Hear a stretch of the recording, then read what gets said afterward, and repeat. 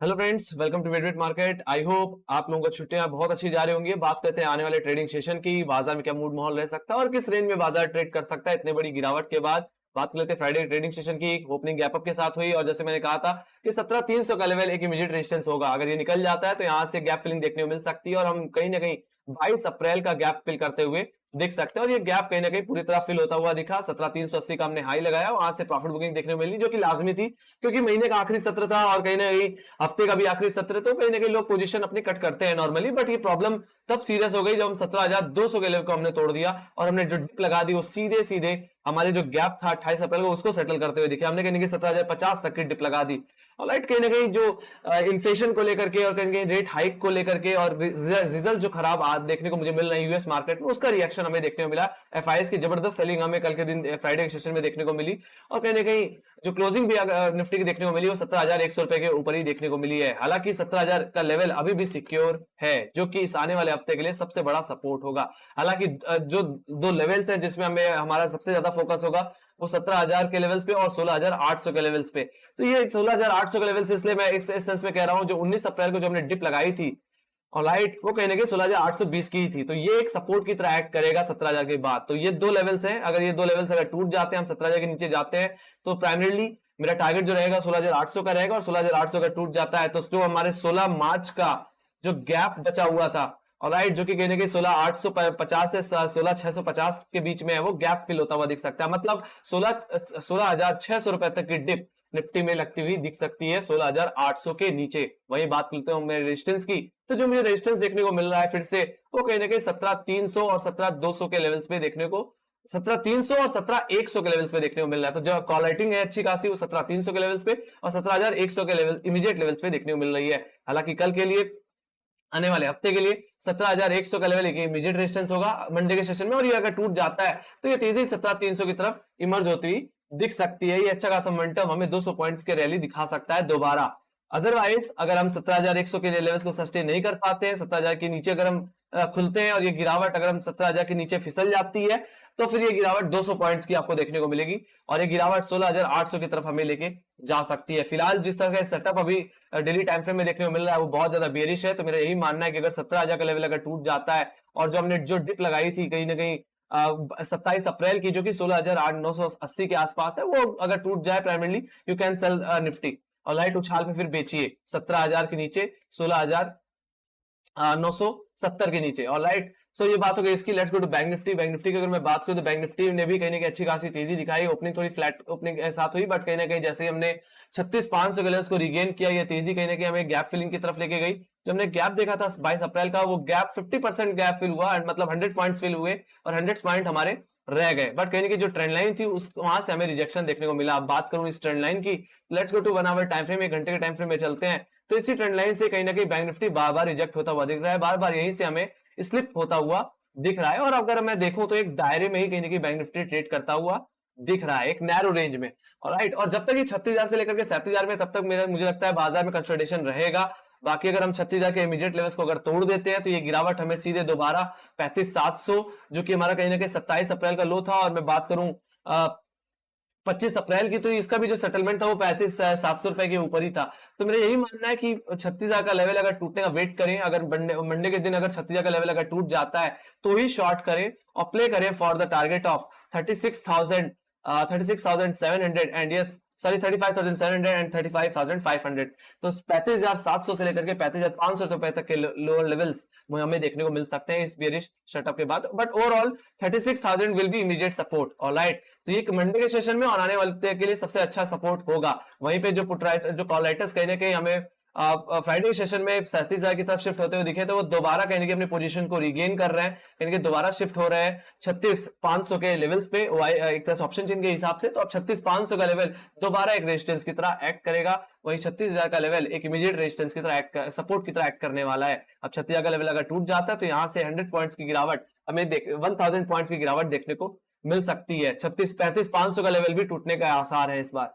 Alright, जिस तरह से दबाव बना है, जिस तरह से प्राइस हाइक के बारे में और इन्फ्लेशन के बारे में और काफी जो रिजल्ट्स यूएस में आज देखने को मिले उन चीजों ने कहीं ना कहीं एफआईएस के अंदर एक डर बैठा दिया है और एफआईएस कहीं ना कहीं अपने भारत से कहीं ना कहीं पैसा निकालते हुए दिख रहे हैं। बट कहीं ना कहीं डीआईज ने अभी भी मार्केट को संभाल के रखा हुआ है। बट अगर डेटा और नेगेटिव आता है 3-4 मई को आई थिंक फेड मीट है, ऑलराइट, और उसमें अगर रिएक्शन खराब आया तो एफआईज और बुरी तरह सेलिंग करेंगे। और मेरा यही मानना है कि निफ्टी कहीं ना कहीं 16,500 के आसपास और बैंक निफ्टी कहीं ना कहीं 35,500 के नीचे जाता हुआ दिख सकता है। Let's go to up stocks. तो मैं पहले एक मिनट में टारगेट की अपसाइड के टारगेट्स की बात नहीं की आई थिंक, है ना।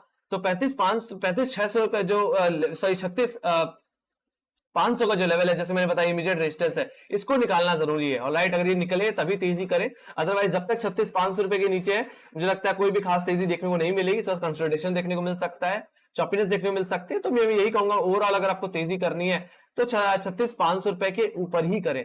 ऑलराइट, बाकी अगर मैं ये नैरो रेंज की अगर मैं बात करूं तो अगर 36,200 36,250 का लेवल भी निकल जाता है तो हम इंट्राडे के लेवल्स के हिसाब से प्ले कर सकते हो for the target of 36,500। Alright, बाकी इंट्राडे बेसिस में अगर 36,000 का लेवल अगर टूट जाता है, मैं अगर 35,950 बोलूं तो ज्यादा बेहतर होगा। अगर ये लेवल अगर टूट जाए तो बिकवाली करें। कहां तक करनी चाहिए? 35,800, 35,700 और 35,500 रुपए तक के टारगेट्स के लिए। Let's go to up stocks. तो मैं यहाँ पे ऑप्शन चेन के बारे में बात करना चाहूंगा निफ्टी की। तो निफ्टी के ऑप्शन चेन की अगर मैं बात करूं तो जैसे कि मैं देख पा रहा हूं कि 17,100 के लेवल पे भी इमीडिएट बेसिस पे भी कहीं ना कहीं कॉल राइटर्स देखने को मिले। इसीलिए मैंने बोला कि 17,100 और 17,300 एक इमीडिएट रेजिस्टेंस की तरफ एक्ट करने वाले हैं। वहीं पे बात करूं पुट राइटर्स की तो पुट राइटर्स 17,000 अभी भी 17,100 के लेवल से बने, बट मैंने जैसे कहा कि 17,100 का लेवल एज अ लक्ष्मण रेखा की तरह काम करेगा। जिस भी तरफ टूटेगा उस तरफ एक अच्छा मोमेंटम देखने को मिल सकता है। बाकी 17,100 का लेवल अगर टूट जाता है, इसके नीचे हम ओपनिंग देते हैं तो 17,000 ही एक इमीडिएट सपोर्ट बचता है हमारे पास। और ये अगर टूट गया तो इसके बाद जो एग्रेसिव पुट राइटिंग मुझे देखने को मिल रही है वो सीधे 16,800 के लेवल्स पे और फिर सीधे 16,500 के लेवल्स पे देखने को मिलती है। तो आप समझ सकते हो कि इस आने वाले हफ्ते के लिए 17,000 और 16,800 के लेवल कितना इंपॉर्टेंट है।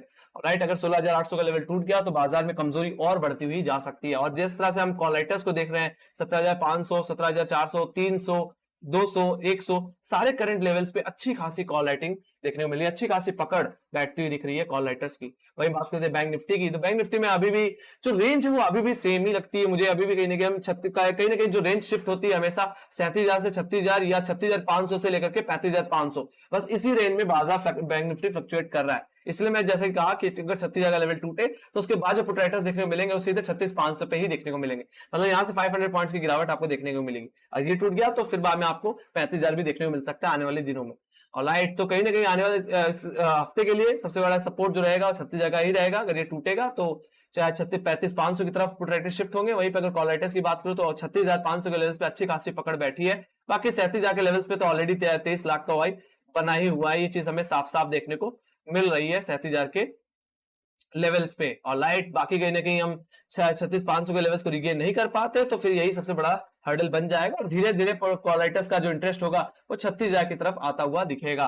सो ये बात हो गई आपके ऑप्शन चेन की। Let's go to global indices. Global indices की बात करें तो फ्राइडे का डेटा है और जहां पे बाजार क्लोज हुआ उसी का डेटा यहाँ पे देखने को मिल रहा है। तो नेस्डैक की अगर मैं बात करूं तो नेस्डैक ने कहीं ना कहीं यहाँ से 4% की गिरावट दिखा दी। आप समझ सकते हो कितना ज्यादा फियर है बाजार में और कहीं ना कहीं इतनी ज्यादा इन्फ्लेशन का जो और रेट हाइक के जो डर है उसने कहीं ना कहीं बाजार को काफी तोड़ रखा है। और कहीं ना कहीं जिस तरह से चाइना में कोविड का जो असर पड़ता चला जा रहा है उसकी वजह से कहीं ना कहीं हमें ये सब चीजें देखने को मिल रही है। बाकी यूरोपियन बाजार थोड़ा सा फ्लैटिश टोन में क्लोज हुए, ऑलरेडी बहुत ज्यादा पिट चुके हैं तो कहीं ना कहीं ज्यादा गिरावट नहीं दे पा रहे और कहीं ना कहीं वो लोअर लेवल्स पे कहीं ना कहीं फ्लैट ट्रेड कर रहे हैं। वही बात एशियाई बाजारों की, तो एशियाई बाजार में कुछ खास देखने को नहीं मिला, फ्लैट टोन पे क्लोजिंग देखने को मिली। बाकी एसजीएक्स निफ्टी एक गिरावट के साथ ही बंद हुआ, 17,000 के नीचे हमें क्लोजिंग देता हुआ दिखा। Let's go to live chart. अगर मैं यहाँ पे एसजीएक्स निफ्टी का अगर चार्ट दिखाऊं, let's go to hourly time frame, 1 घंटे के टाइम फ्रेम में चलते हैं और यहाँ पे देखते हैं तो अगर मैं एसजीएक्स निफ्टी को भी देखूं तो एसजीएक्स निफ्टी भी एक सीमित दायरे में ट्रेड कर रहा है। कहीं ना कहीं 17,400 से लेकर के 16,900 या मैं मोटा मोटी बोलूं तो 16,850 ऑलराइट सेम दायरा है जैसे हमारा बाजार है। हमारे बाजार में भी 16,400 से लेकर के 16,800 का ही 17,400 से लेकर के 16,800 का ही दायरा है और इसमें भी सेम दायरा है। अब मेरा यही मानना है कि यहाँ पे जो सपोर्ट बन रहा है, यहाँ पे जो इंपॉर्टेंट सपोर्ट है वो कहीं ना कहीं 16,850 का है और अगर ये टूट जाता है एसजीएक्स निफ्टी में तो ये गिरावट एक्सटेंड होगी, 16,600 के लेवल्स भी हमें देखने को मिल सकते हैं। तो एसजीएक्स निफ्टी के लिए भी बहुत इंपॉर्टेंट लेवल है। और जो रेजिस्टेंस की बात करो तो रेजिस्टेंस अभी 17,400 के लेवल्स पे देखने को मिलता है। बट जिस तरह से कमर टूटी है बाजार की उस बेसिस पे और बड़ी गिरावट बाजार में देखने को मिल सकती है। इसका रिएक्शन हमें मंडे के सेशन में एक गैप डाउन के साथ देखने को मिल सकता है। वहीं बात करूं मैं यूएस मार्केट की, तो कहीं ना कहीं नैस्डैक की अगर मैं बात करूं पर्टिकुलरली, तो यहाँ पे 13,000 का लेवल सबसे बड़ा हर्डल बना है। इस लेवल को हम निकाल नहीं पा रहे, बार-बार इन्हीं लेवल से हम रिजेक्ट होते हुए दिख रहे हैं, बार-बार हमें इन्हीं लेवल से करेक्ट होते हुए दिख रहे हैं। और यहाँ पे जो एक इंपॉर्टेंट जो अब सपोर्ट बचता है वो कहीं ना कहीं 17,200 का, सॉरी 12,200 का लेवल बचता है। और ये 12,200 का लेवल कहीं ना कहीं हमारा लो था ये 11 दिसंबर 2020 का। तो आप समझ सकते हो हम 2020 दिसंबर के लोस की तरफ ट्रेड करते हुए जा रहे हैं। तो बहुत बड़ी गिरावट ऑलरेडी नैस्डैक में आ चुकी है और ये गिरावट और ज्यादा गहरा सकती है 12,200 के नीचे। तो it's a very important support. यहां से अगर बाउंस नहीं मिला तो बाजार और प्रेशर में आता हुआ दिखेगा। Let's go to Dow Jones. तो डाउ जोन्स ने भी कहीं ना कहीं अपना इंपॉर्टेंट सपोर्ट तोड़ दिया। और जैसे मैंने बोला भी था पिछले एनालिसिस वीडियो में, अगर 33,500 33,300 का लेवल अगर टूट जाता है, इन लेवल्स के नीचे हम फिसल जाते हैं, तो हम कहीं ना कहीं 32,600 की तरफ भी जाते हुए देख सकते हैं। और देख सकते हो उस गिरावट का आगाज कहीं ना कहीं फ्राइडे के सेशन में देखने को मिला। और ये डिप देखने को हमें मिली है वो कहीं ना कहीं 33,000 के नीचे देखने को मिली। हम कहीं ना कहीं 32,970 रुपए के आसपास क्लोज होते हुए दिखे। तो हाईली बेरिश है और कहीं ना कहीं सपोर्ट, अब जो नेक्स्ट सपोर्ट है वो कहीं ना कहीं 32,600 रुपए का लेवल है, वही लेवल जो हमने मार्च के सेशन में डिप में देखा था। तो कहीं ना कहीं ये अपने उन्हीं लोज की तरफ जाता हुआ दिख रहा है, मोटा मोटी 32,500 की तरफ डाउ जोन्स जाता हुआ दिख रहा है। तो सेटअप बहुत ज्यादा बेयरिश है और मेरा यही मानना है कि बाजार आने वाले दिनों में और बड़ी गिरावट देता हुआ दिख सकता है। वहीं बात करूं मैं ब्रॉडर व्यू की, तो मैं यहाँ पे नेक्स्ट दूसरे चार्ट में जाना चाहूंगा। और मैं देख पा रहा हूँ बाबा जो मुझे रिजेक्शन मिल रहा है निफ्टी में, वो कहीं ना कहीं इसी ट्रेंड लाइन से ही मुझे देखने को मिल रहा है। इस ट्रेंड लाइन के ऊपर जब तक नहीं निकलेंगे तब तक बाजार में सीधे मायने में कोई तेजी देखने को नहीं मिलेगी। और आप देख सकते हो पिछले पूरे एक महीने में कहीं ना कहीं हमने एक सीमित दायरे में ट्रेड किया है, 16,800 से लेकर के 17,400 रुपए की रेंज में। अब मेरा यही मानना है कि अगर ये जो इंपॉर्टेंट लेवल्स अगर ये टूट जाते हैं, तो जो गैप हमने देखा था 16 मार्च का, जो कि कहीं ना कहीं हमारा लगभग 170 पॉइंट्स का ये गैप फिल होता हुआ दिख सकता है। हम कहीं ना कहीं 16,500 16,600 की तरफ जाते हुए दिख सकते हैं। बाकी मैं तेजी एक्सपेक्ट कर रहा हूँ 17,400 रुपए के ऊपर। ये तेजी 17,800 18,000 की तरफ जा सकती है। बट अभी जिस तरह से सेटअप बन रहा है वो कहीं ना कहीं बहुत ज्यादा कमजोरी को इंडिकेट करता हुआ दिख रहा है। वही बात करूं मैं बैंक निफ्टी की, तो बैंक निफ्टी में जैसे ट्रेंड लाइन की बात की थी, बार-बार रिजेक्शन मुझे ट्रेंड लाइन पे ही देखने को मिल रहा है और एक सीमित दायरे में ट्रेड करता हुआ बाजार दिख रहा है। अब इधर साइड टूटेगा तो बहुत बड़ा मोमेंटम देखने को मुझे मिल सकता है। मेरा यही मानना है कि बाजार बैंक निफ्टी कहीं ना कहीं ज्यादा से ज्यादा 35,200 रुपए तक आ सकता है, जो कि हमारे 28 मार्च के लोज थे। तो वो लोज मुझे लगता है दोबारा आते हुए दिख सकते हैं। तो एक 36,000 का ही लेवल है, अगर ये टूट गया तो 35,500, और फिर जो सेकंड टारगेट होगा वो सीधे सीधे 28 मार्च का लो होगा 35,200 का लेवल। ऑलराइट, बाजार में तब तक तेजी नहीं आएगी जब तक निफ्टी 17,400 17,500 रुपए के ऊपर नहीं निकल जाता और बैंक निफ्टी कहीं ना कहीं 37,000 के ऊपर नहीं निकल जाता। ऑलराइट, तब तक बाजार मुझे लगता है इसी तरह कंसोलिडेशन में रहेगा और प्रेशर झेलता रहेगा। ऑलराइट, सो बहुत ज्यादा केयरफुल रहने की जरूरत है। आने वाले हफ्ते में कम ही ट्रेड करिए और एक बार अगर 36,000 का लेवल अगर टूट जाता तो बिकवाली करना है। और निफ्टी में भी कहीं ना कहीं 17,000 या 16,800 के नीचे जाना शुरू करें तो मुझे लगता है एग्रेसिव सेलिंग की जा सकती है। इसके साथ thank you for watching. Make sure guys like subscribe जरूर दबा देना और टेलीग्राम चैनल के लिंक ज्वाइन किया तो लिंक डिस्क्रिप्शन बॉक्स में है। I am so sorry, video बहुत लंबी बन गई, थोड़ी सी 3 मिनट ज्यादा बन गई। और बाकी कोई भी क्वेरी हो तो yes you can message me on Telegram also. So bye guys, see you next video.